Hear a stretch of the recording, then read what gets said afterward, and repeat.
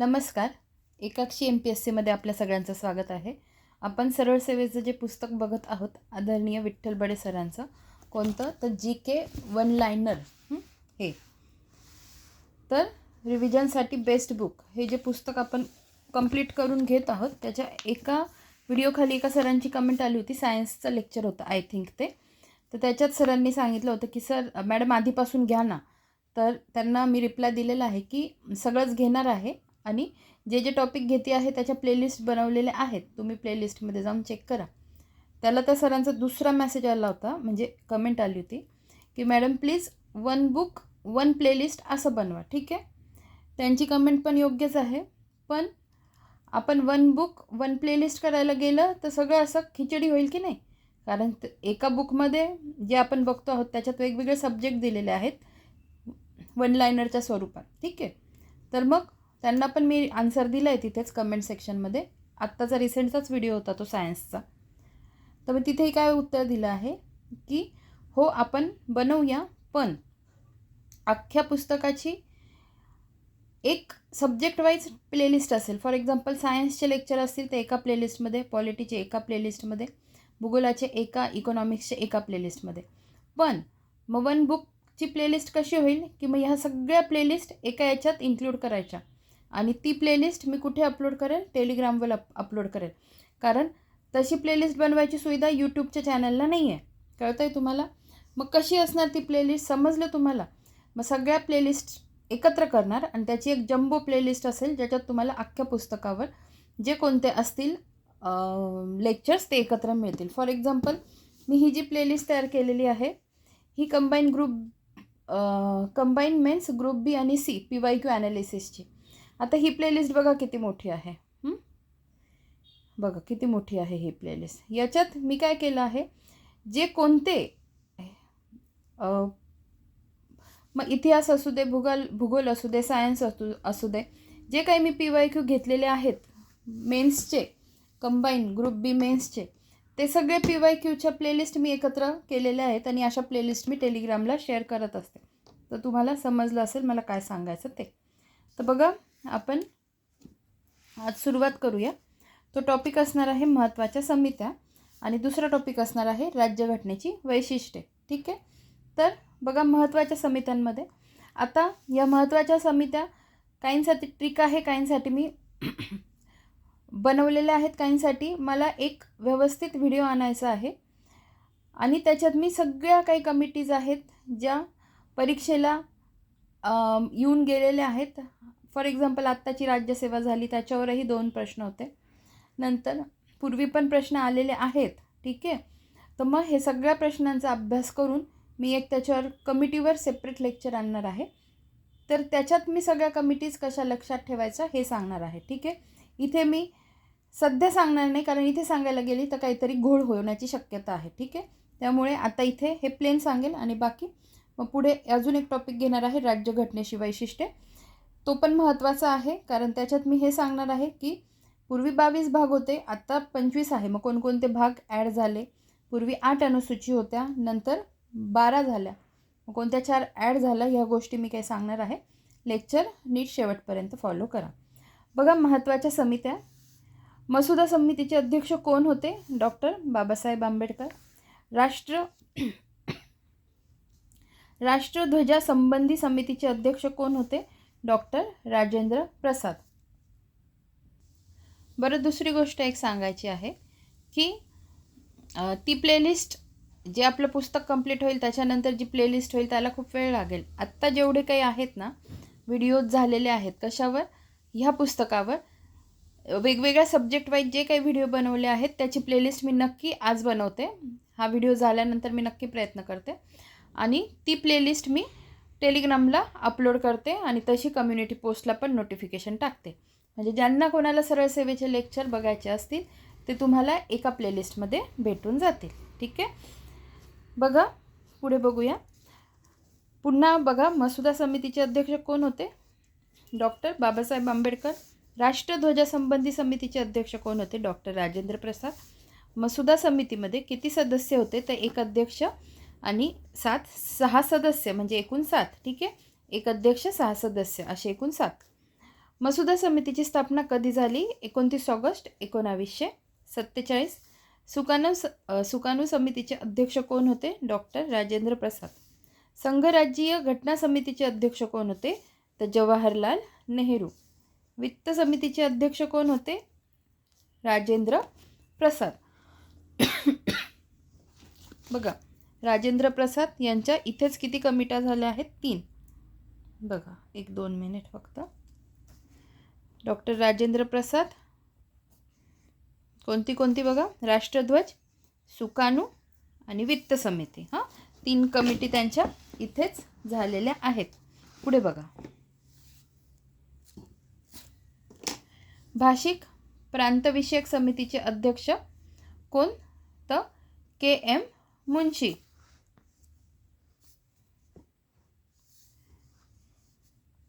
भाषिक प्रांतविषयक समितीचे अध्यक्ष कोण? KM मुंशी. प्रांतिक घटना समितीचे अध्यक्ष कोण? सरदार वल्लभभाई पटेल. बघा, आता मला इथे एक थोडासा डाऊट आहे. भाषिक प्रांतविषयक समितीचे अध्यक्ष कोण? इथे KM मुंशी लिहिलेलं आहे. मी इथे क्वेरी करते. आता हे बरोबर आहे का नाही हे मलाच माहिती नाही आहे, पण जेवढं मला शंका निर्माण झाली म्हणून मी बघितलं. आता हे जे पुस्तक मी तुम्हाला दाखवते हे आहे माइंड मॅप चार्ट. ज्ञानदीप अकॅडमीचं हे पुस्तक आहे. आता हा चॅप्टर कोणता दाखवते मी तुम्हाला. बघा, संविधान सभा. त्याच्यातल्या ह्या संविधान सभेच्या समित्या आणि ह्या उपसमित्या. तर त्याच्यापैकी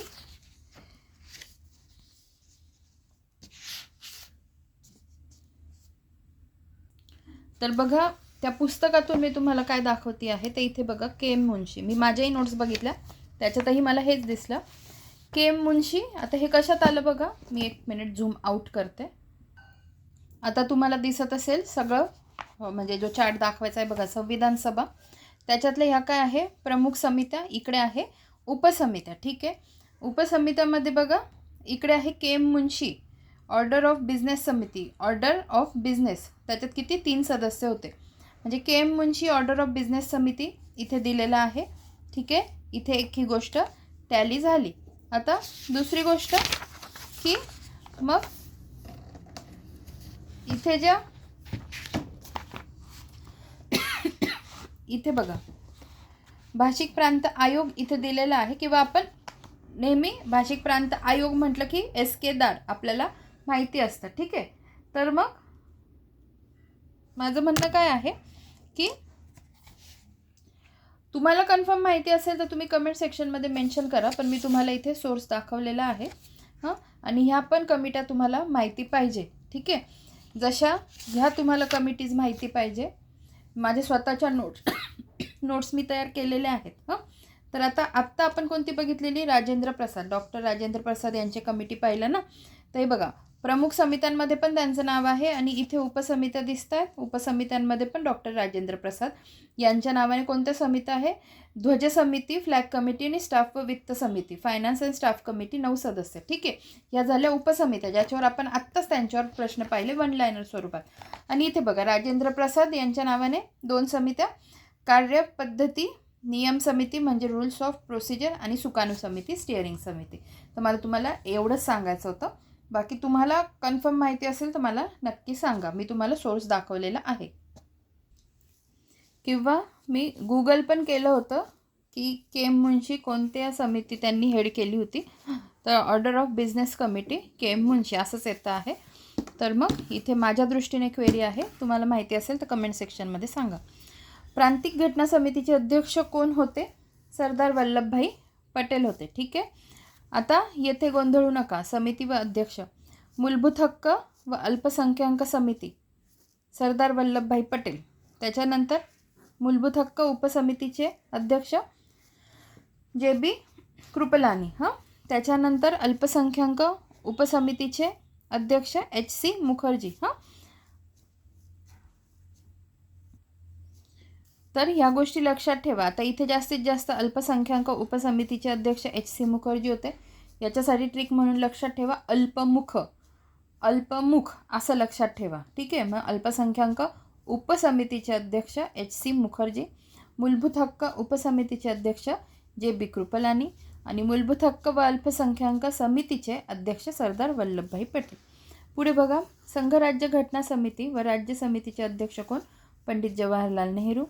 संविधान सभेतील सर्वात महत्त्वाची समिती कोणती? मसुदा समिती. भाषा समितीचे अध्यक्ष कोण होते? तर मोटोरी सत्यनारायण. ठीक आहे, ही फॅक्ट जरा नीट लक्षात ठेवा. मोटोरी सत्यनारायण हे भाषा समितीचे अध्यक्ष होते. पुढे बघा, पुढचा टॉपिक बघणार आहोत, राज्यघटनेची वैशिष्ट्ये. थोडाच आहे. सुरुवातीस भारतीय संविधानात किती भाग होते? 22 भाग. हे सगळे मी कोणते ॲड झाले तुम्हाला सांगते. सुरुवातीस भारतीय संविधानात किती भाग होते? 22, सध्या 25. सुरुवातीस भारतीय संविधानात किती अनुसूची म्हणजे परिशिष्ट होते? तर 8 अनुसूची. आत्ता किती आहे? 12. त्यानंतर सुरुवातीस भारतीय संविधानात किती कलमे होती? तर 395. सध्या उपकलमांसहित 465. भारताने डॅश डॅश शासन प्रणालीचा स्वीकार केला? तर संसदीय शासन प्रणालीच्या, इंग्लंडच्या धर्तीवर. संसदीय शासन प्रणालीमध्ये पंतप्रधान व त्यांचे मंत्रिमंडळ डॅश डॅशला जबाबदार असते. तर कशाला? कायदे मंडळाला जबाबदार असते. पुढे बघा,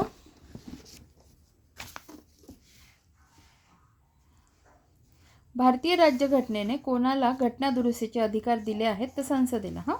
आता राज्यघटना 1950ला काय परिस्थिती होती आणि आत्ता 2025-26ला काय परिस्थिती आहे? 1950ला भाग 22 आणि आत्ता भाग 25. कलम 395, आता 395 उपकलमांसह 465. परिशिष्ट तेव्हा 8 होती आणि आता 12 आहेत. ठीक आहे, आता आपण बघणार आहोत की कोणते कोणते भाग ॲड झाले. आता इथे एक लक्षात घ्या, मी नीट सांगते. 22 भाग होते.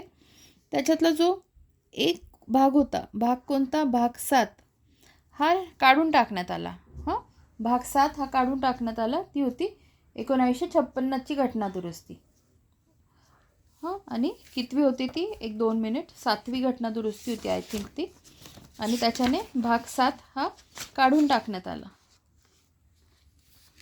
हे बघा, भाग 7 पहिल्या, आता हे बाकीचं जाऊ द्या. भाग 7 जो होता, भाग 7 7th कॉन्स्टिट्यूशनल अमेंडमेंट 1956ने तो भाग रद्द करण्यात आला. त्याच्यात एकच कलम होतं, कोणतं? 238. तो भाग रद्द करण्यात आला. 7वी घटना दुरुस्ती 1956ने. आता एक भाग रद्द झाला, मग उरले किती? 21 झाले. मग 21, मग 25 होण्यासाठी 4 भाग कोणते तरी ॲड झाले असतील. 4 भाग म्हणजे 21 झाले ना. 21, 22, 23, 24, 25 म्हणजे 4 भाग ॲड झाले. तर ते 4 भाग कोणते ॲड झाले ते मी तुम्हाला दाखवते. आणि ते पण नेमके कोणत्या घटना दुरुस्तीने ॲड झाले हे आपल्याला सगळं माहिती पाहिजे. तर बघा, कोणते भाग ॲड झाला? भाग 4A, त्याच्यानंतर भाग 9A, भाग 9B आणि भाग 14A. ठीक आहे, राहील लक्षात. पुन्हा सांगते, भाग 4A, 9A, 9B आणि 14A हे 4 भाग ॲड झाले. आणि मग किती झाले टोटल? 25. आता हे मी कशाचे दाखवते आहे तुम्हाला? तर हे एक लेक्चर आहे ज्याच्यात मी काय घेतलेलं, भारतीय राज्यघटनेतील भाग. भारतीय राज्यघटनेतील जे भाग सगळे मी तुमचे पाठ करून घेतलेले आहेत. त्याच्यात काय काय कलम आहेत हे सगळं मोठं लेक्चर आहे. त्याच्याही व्हिडिओची लिंक मी डिस्क्रिप्शन बॉक्समध्ये देते. ज्यांना कोणाला इच्छा असेल तुम्ही ते नक्कीच बघू शकता.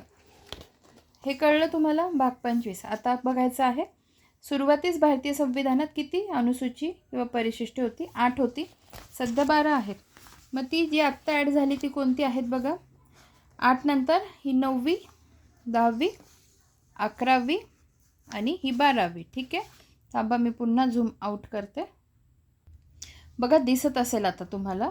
तर 9वी अनुसूची दिसती आहे. 9वी अनुसूची कोणत्या घटना दुरुस्तीने ॲड झाली? तर पहिल्या घटना दुरुस्तीने 9वी अनुसूची ॲड झाली 1951च्या. मग 10वी घटना दुरुस्ती 10वी अनुसूची 52व्या घटना दुरुस्तीने 1985ने त्याचा समावेश झाला.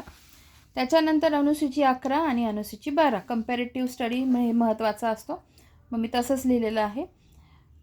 अनुसूची 11वी 73वी घटना दुरुस्ती 1992ने आणि अनुसूची 12 74वी घटना दुरुस्ती 1992ने ॲड झाली. त्याच्यानंतर आता ठीक आहे, हे कंपॅरेटिव्ह स्टडी आहे, कशात काय आहे त्याच्यात आपल्याला घुसायचं नाही आहे, पण नेमकं काय कशा पद्धतीने ॲड झालं हे मी तुम्हाला सांगितलं. आता हा चार्ट काय आहे जो मी तुम्हाला दाखवते आहे, हे कशाचं आहे तर जसे मी भाग तुमचे करून घेतलेले आहेत तसे मी तुमचे परिशिष्ट जे काही 12 परिशिष्ट आहेत तेही करून घेतलेले आहेत. ठीक आहे, याही व्हिडिओची लेक्चरची लिंक मी खाली डिस्क्रिप्शन बॉक्समध्ये देते, तुम्हाला हवं असेल तर तुम्ही ते बघू शकता. तर अशा पद्धतीने बघा आपलं काय झालेलं आहे, राज्यघटनेची वैशिष्ट्ये हा टॉपिक झालेला आहे. त्याच्यानंतर आपण कुठे वळूया, हा टॉपिक दिसतोय तुम्हाला, राज्यघटनेचे विविध स्रोत हा टॉपिक घेऊया आणि हळूहळू पुढे मार्गक्रमण करूया. धन्यवाद. आणि मी प्लेलिस्ट बनवते बुकची, एक 1 बुक 1 प्लेलिस्ट आहे ना, तशी मी एक बनवते आणि मग हळूहळू त्याच्यात ॲड होत जातील. ठीक आहे, धन्यवाद.